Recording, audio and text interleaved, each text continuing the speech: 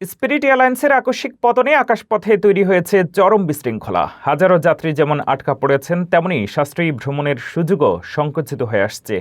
এখন প্রশ্ন হলো, যারা টিকিট কেটেছিলেন তারা কি আদৌ পূর্ণ রিফান্ড পাবেন?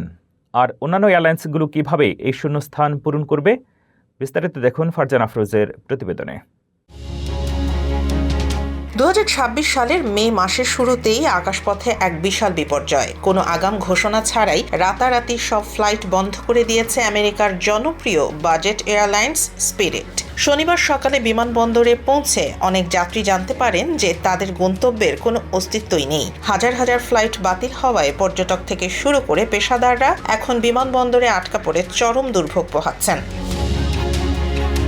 স্পিরিট এয়ারলাইন্স কর্তৃপক্ষ জানিয়েছে, যারা সরাসরি ক্রেডিট বা ডেবিট কার্ডের মাধ্যমে টিকিট কেটেছেন তাদের টাকা স্বয়ংক্রিয়ভাবে রিফান্ড করা হবে। তবে যারা থার্ড পার্টি ট্রাভেল এজেন্টের মাধ্যমে টিকিট বুক করেছেন তাদের দ্রুত এজেন্টের সাথে যোগাযোগ করতে হবে। তবে দুঃসংবাদ হলো, যাদের লয়্যালটি পয়েন্ট ছিল দেউলিয়া প্রক্রিয়ার কারণে সেগুলো আপাতত মূল্যহীন হয়ে পড়েছে। বিশেষজ্ঞরা পরামর্শ দিচ্ছেন, রিফান্ড পেতে দেরি হলে আপনার ক্রেডিট কার্ড কোম্পানির মাধ্যমে চার্জ ব্যাক করার চেষ্টা করুন।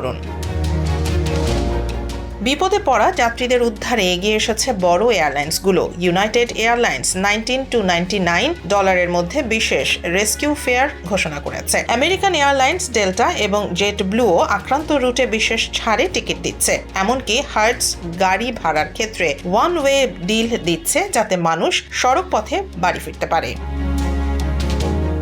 বিশেষজ্ঞদের মতে, স্পিরিট বন্ধ হওয়ায় ফ্লোরিডা, লাস ভেগাসের মতো রুটে বিমান ভাড়া 15% বা তার বেশি বেড়ে যেতে পারে। সাশ্রয়ী ভ্রমণের এক বিশাল অধ্যায়ের এই সমাপ্তি হাজার হাজার কর্মীকেও অনিশ্চয়তার মুখে ঠেলে দিয়েছে। আপনি যদি স্পিরিটের যাত্রী হয়ে থাকেন, তবে এখনই আপনার ইমেইল এবং এয়ারলাইন্সের ওয়েবসাইট চেক করুন। মনে রাখবেন, সরাসরি এয়ারপোর্ট কাউন্টারে না গিয়ে অনলাইনের মাধ্যমে বিকল্প ব্যবস্থা করা এখন সবচেয়ে বুদ্ধিমানের কাজ।